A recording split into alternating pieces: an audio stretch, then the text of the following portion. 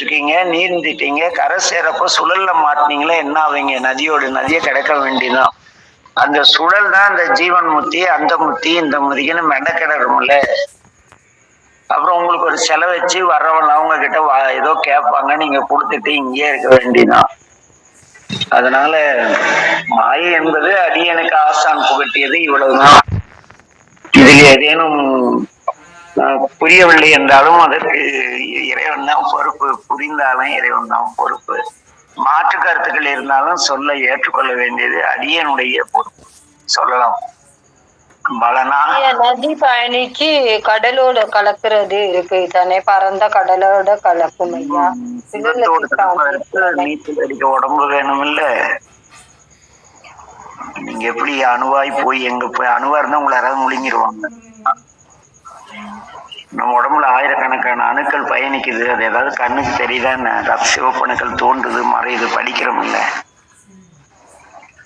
அதனால அதுவும் போய் நோய் கிருமியில எடுத்து சண்டை போடுது. அப்படின்னா அதுக்கும் கை காலு போர் பயிற்சி எல்லாம் இருக்கணும் இல்ல. வெள்ளை அணுக்களுக்கு உடம்பு கொடுக்குது இல்ல, மண்ணீரல் கொடுக்குதான் அந்த போர் பயிற்சி. வேடிக்கையான விஷயம். எவ்வளவு அற்புதமான இந்த உடல் இல்ல. இந்த உடலை போய் மாயைன்னு சொன்னா எப்படி பாய் ஏத்துக்கிறது கைலாச ஐயா? ஆனா அப்படித்தானங்க. ஆமாங்க, கரெக்டு தாங்க நீங்க கேக்குறது.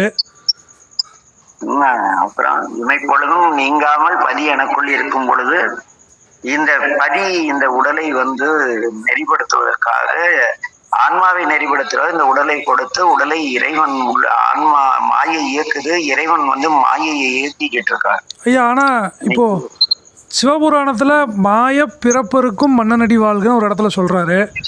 அப்புறம் தேவாரத்துல வாழ்வாவது மாயம், இது மண்ணாவது திண்ணம் அப்படிங்கிறாரு. அப்புறம் திருவாசகத்துல இருங்க வாழ்வு ஆன்மாவுக்கா உடலுக்கா? வாழ்வு உடலுக்கு தாங்கய்யா வாழ்வு. அப்ப மாயை உணர்ந்து அடுத்த பிறவிக்கு போய் அங்க அடுத்த கட்ட முயற்சி போயிடும். சரிங்க. அதனாலதான் திருவள்ளுவர் எளிமையா பேசு, ஒருமையில் தாம் கற்ற கல்வி எளிமைக்கும் ஏமாமுடி. அப்ப அந்த 7 பிறவிகள்ல பயணிக்கக்கூடிய அந்த பிறவிகள் எவ்வளவு நம்ம ஜீவபெருமைக்க வேதாந்த ரகசியம், அப்ப சிவாக்கர நம்ம சிவானந்த சாமியுடைய நூல்கள் எல்லாத்துலயும் பிறவி சுழற்சி பற்றி எவ்வளவு அற்புதமா நிறைய சப்ஜெக்ட் கொடுத்துருக்காங்க. அதான் நம்ம மனைவி மக்கள் கூட மனைவி மக்கள் பொருள் பணம் இந்த நம்ம சம்பாதிச்சது எல்லாமே இந்த பிறவியில நம்ம இறந்ததும் எல்லாமே போயிடும், முடிஞ்சிடும். நமக்கு ஒரு கற்ற அந்த ஞானமானது மறுபிறவி 7 பிறவிக்கும் அதை தொடர்ந்து கண்டினியூ ஆகும்னு சொல்றாங்க. ஆமா, ஒருமையில் தாம் கற்றுக்க இல்ல. இங்க இந்த செல்வம் எல்லாம் எதுக்கு தராருன்ட்டு திருப்பல்லான்ல ஒரு பாடல் வரும். நெய்யடை நல்லது ஒரு சோறும் நியதமும் அத்தாணி சேவகமும் கையடை காயும் கழுத்துக்கு பூனோடு காதுக்கு குண்டலமும் மெய்யிட நல்லது ஒரு சாந்தமும் தந்து என்னை வெள்ளுயிராக்க வல்லல் கையுடை நாக பகை கொடியானுக்கு பல்லாண்டு கூறுதுமேம்பாரு. ஒரு ஆன்மா கருப்பு நிலையா மாயையில் இருளி இருக்கக்கூடிய ஆன்மா பக்குவ நிலை அடைய பார்த்து அந்த நாரணன் என்ன செய்யறான்னு சொல்றாரு பெரியாழ்வார். ஏனோ நெய்யோட நல்ல சோறு, நெய்யிடை நல்லது ஒரு சோறும் நியதமும் அத்தாணி சேவும். தினந்தோறும் நம்ம ஏதாவது சொன்ன செய்ய ரெடியா வேலையாட்கள் அப்படின்னா பெரிய ஒரு ராஜ சம்பத்து இருக்கணும்ல, ஒரு தொழில் அதிபர் அப்படி ஏதோ ஒண்ணு இருக்கணும்ல. நியதமும் அத்தாணி சேவும் கையடை காயும், கையில ஆணையிடக்கூடிய செங்கோல், கையடை காயும் கழுத்துக்கு பூண், நகைகள்லாம் அது இதெல்லாம் அந்த மார்பு கவசம் அது இது எல்லாம் கோல்டு ஜுவல்ஸ் எல்லாமே. அப்ப அடுத்து என்ன சொல்றாரு? காதுக்கு குண்டலம், காதுல அப்படியே நம்ம ஆளுங்கெல்லாம் குண்டலம் போடுறதுக்குள்ள சைவ குருமார்கள்லாம் இப்ப வைரத்துல தோடு போட ஆரம்பிச்சுட்டாங்க. ஏன்னா அவரே சிவம் ஆயிட்டாருல்ல. சிவம் சாதாரணமா இருக்கலாமா இருந்துட்டு போறாங்க. பெரியாழ்வார் சொல்றாரு, காதுக்கு குண்டலமும் மெய்யிட நல்லதோர் சாந்தமும் உடம்புக்கு சென்ட் டிசைன் ஸ்மெல் சென்ட். இதெல்லாம் எதுக்குடா சாமி கொடுக்கிறார்? அசுத்தமாய நமக்குன்னா என்னை வெள்ளுயிராக்க அறியாமையில் இருக்கிற ஆன்மா இறைவனை போல அறிவு சுடராக மாறி இறைவன் தூய்மை வடிவன் என்கிறாங்க போல இந்த ஆன்மா தூய்மை வடிவை அடைவதற்காக இதையெல்லாம் சாமி தராரு. ஆனா இதையெல்லாம் கொடுத்தா நம்ம கடவுளாயிடுவோம். நம்ம எல்லாரும் கடவுளை கும்பிட ஆரம்பிச்சுவாங்க, நம்ம கடவுளை மறந்துடும். கடவுளை அடையாளம் காட்டுவதை நம்ம அடையாளம் காட்டி ஒரு போட்டோ கொடுத்து இவரை கும்பிடுங்க எல்லாம் கிடைச்சிடும். ஏன்னா இவனே போயிட்டான், இவனை கும்பிட்டு என்னடா வரப்போகுது, இவன் சிவனை பார்த்தானா இல்ல அஜாத சிவம் அப்படின்ட்டு தலைமுறை தலைமுறைய பொம்மையை கும்பிட ஆட்கள் போட்டோ கும்பிட ஆட்கள் நிறைய பேர் இருக்காங்க. ஆக இங்க என்னன்னா இந்த அசுத்த மாயைங்கிற நெய் நான் சொன்னதெல்லாம் அசுத்த மாயை கைலாசு. நெய்யிடை சரிங்கய்யா.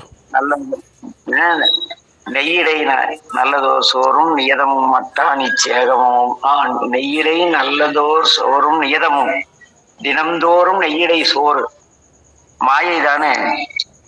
ஆமாங்கய்யா. நெய்யிடை நல்லதோர் சோறும் நியதமும் அத்தாணி சேவகம் மாயை தானே.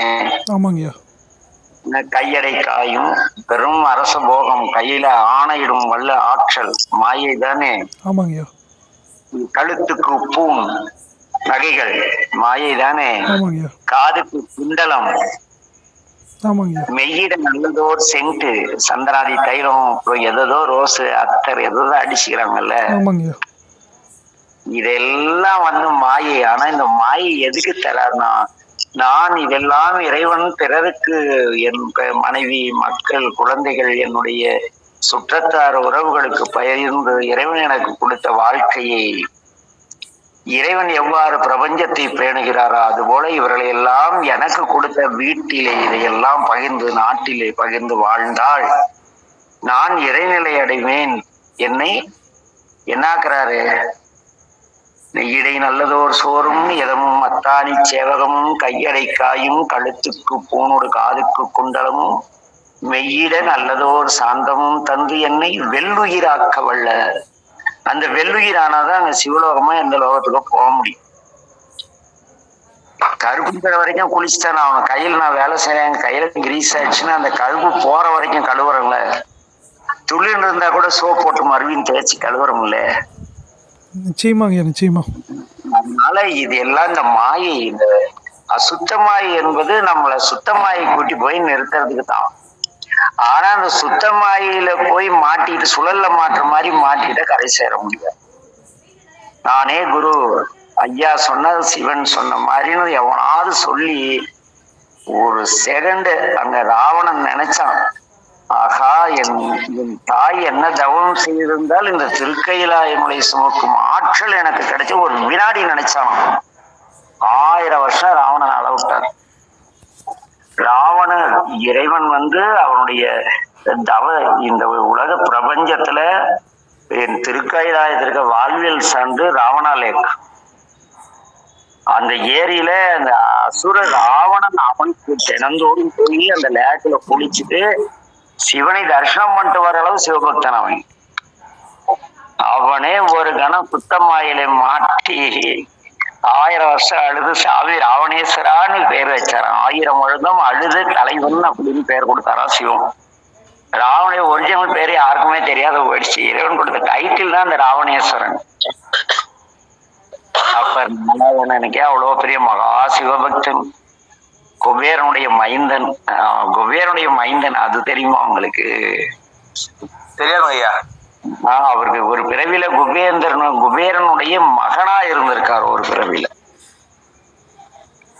பற்று அதிகமாகி போய் கொஞ்சம் ஆடுனதுனால செல்வ செருக்கு இருந்ததுனால ராவணேஸ்வரனா பிறந்து பல்வேறு இன்னலுக்கு ஆளாகி கடும் தவம் செய்து இறையருளை பெற்று இலங்கை இன்று வரை ராவணனுக்கு இணையா ஆட்சி செய்தவர்கள் யாரும் கிடையாது. அவ்வளவு செழிப்பா ஒரு சொர்ண பூமியா தங்க பூமியா வச்சிருந்தாராம் இலங்கை ராவணன்.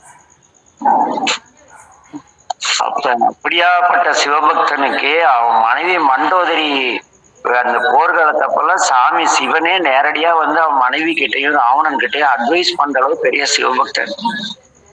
அவனையே சும்மா சுண்டு விரல்ல ஊன்னாராம். அவ்வளவுதான்.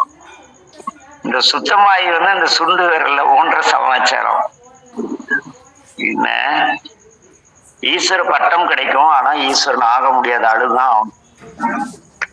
ஆக திருவருள் துணையோடு இந்த நல்ல சிந்தனைகளை சிந்திக்க உதவிய என் அம்மையப்பர், என்னுடைய அன்னையும் தந்தையுமான மீனாசுக்கரனுடைய திருவடி வணங்கி இன்றைய பதிவில் ஏனும் பிழை இருக்குமானால் சொன்னா திருத்துகிறேன். ஏன்னா அப்போது கடுகளவு கல்லாதது உலகளவு. ஏதோ ஆசன் சொன்னா சொல்லிட்டேன். பயன்பெறுங்கள். ஐயா சொல்லுங்க. என்ன ஐயா, நீங்க கொஸ்டின் கேக்குறப்ப நாங்க பதில் சொல்றோம் இல்லையா ஐயா, அது இல்லைங்கிறதுக்கு